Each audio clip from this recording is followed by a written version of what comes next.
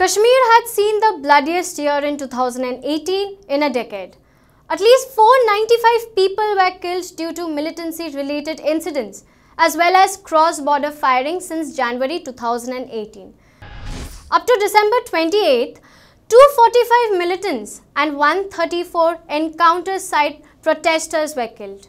Among the 115 forces killed, 55 are army soldiers, 9 are CRPF personnel, 10 BSF personnel and almost 40 local policemen. 2018 had also seen a steady rise in the number of youth taking up arms in the valley over the past 5 years. In 2017, a total of 126 youth joined insurgent groups. But the history of educated Kashmiri youth turning to militancy goes all the way back in 1990s, when militancy began in the state. So recently, Ram Madhav, the General Secretary of the Bharatiya Janata Party, in an interview to Hindustan Times, talks about the party's unit in Jammu and Kashmir. The question asked to him was that 2018 was considered to be the bloodiest in Kashmir and there was no consensus and increase in public support for militants. To which Ram Madhav says, and I quote, "I take objection to describing it as the bloodiest year.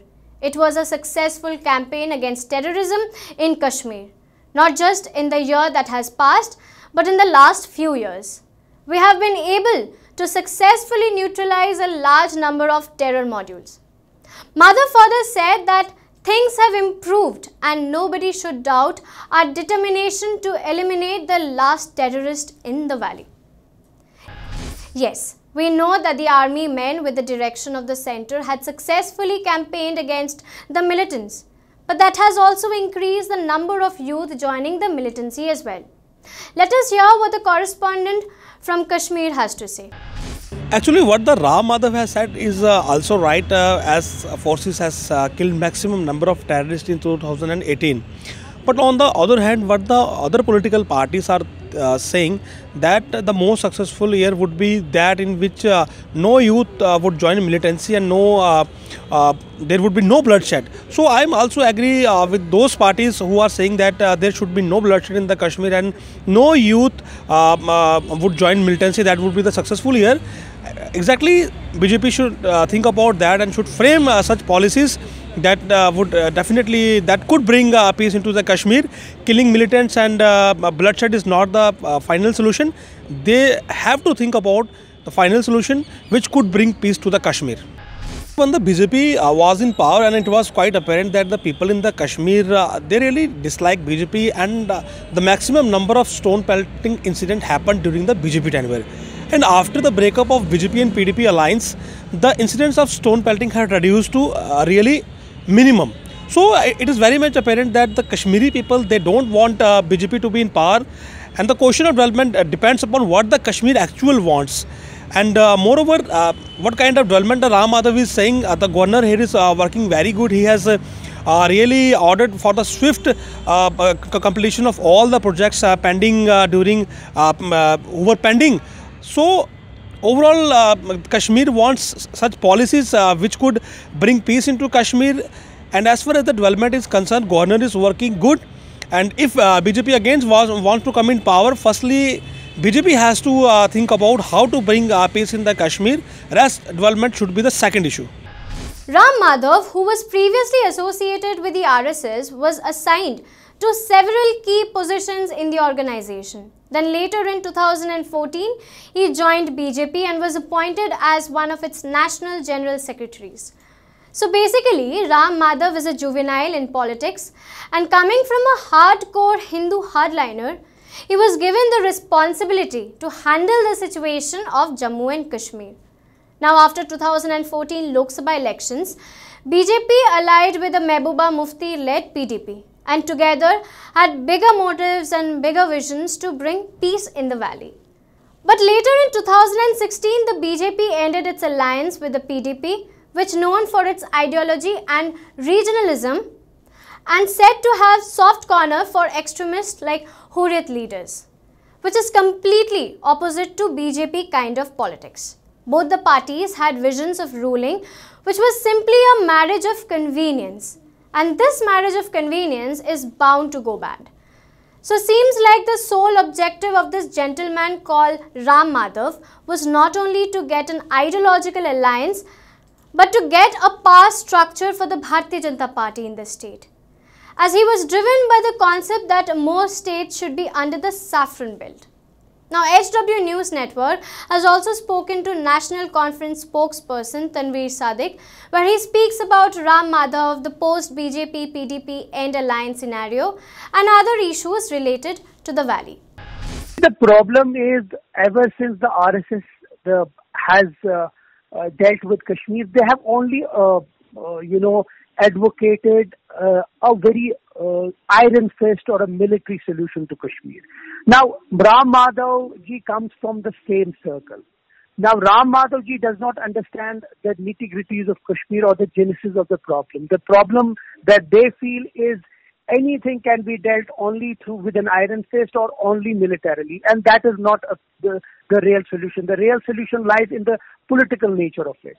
The real solution lies when you address it politically, because Kashmir is neither a military problem nor an economic problem. It is a political problem, and it needs to be addressed politically, and that is what people like Ram Madhav and his ilk don't understand.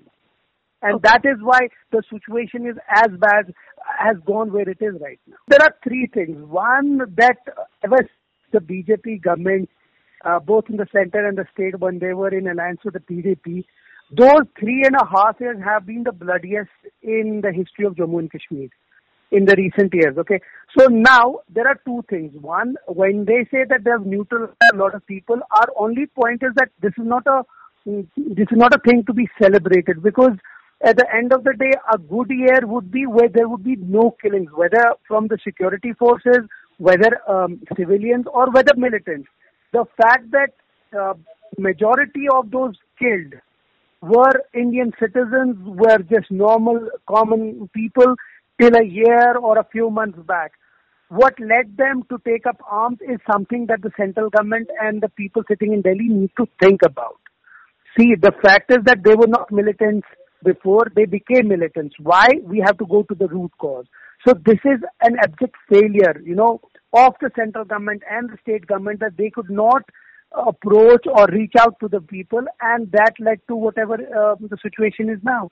In 2014, when the National Conference was governing, the militancy was at its lowest ebb. Something drastically changed in these 3.5 years, that now everybody is taking up arms, and especially the youngsters. So this can never be a victory when your own citizens, your own people are taking up arms. You need to, instead of shooting them down and killing, you need to know what exactly is the problem. Now, all these people who are killed, they took up arms and they got killed. The fact is there are many other people, many other militants who still have taken up arms. You need to reach out to them so that they come back to the mainstream. So where exactly did the marriage of convenience between the BJP and the PDP lead the people and the situation of Jammu and Kashmir to? Some of the reasons that Ram Madhav gave was it was becoming untenable for BJP to continue its alliance with Mehbooba Mufti government. Madhav also pointed out the sense of discrimination in two regions of the state, the incumbent governance that could not ensure freedom of speech, and finally, the saffron leader stated that the alliance could not stand the increasing ideological differences. Also, two other major issues were killing of senior journalist Shujat Bukhari, followed by the Kathua rape case that worsened the law and order of the state more. Remember how it took a political turn when the right-wing Hindu Ekta Manch and the Bharatiya Janata Party organized rallies to demand the release of the suspects of the rape incident. Sadly, it is a year now of that gruesome incident and there is no development yet. So what developmental activities is Ram Madhav actually talking about? He says that the sense of alienation is euphemism for Kashmir, and it's there for the last 30 years. Funny, isn't it? Now one wonders when and how will this hardcore Hindu hardliner person is going to develop its trust within the people of Jammu and Kashmir. For more news updates, log on to www.hwnews.in. If you like this video, please share it, and we would love to hear your comments in the comments section down here. Also, please do like our Facebook page and follow us on Twitter to get minute-to-minute news updates. For more such shows and videos, well, subscribe to our YouTube channel.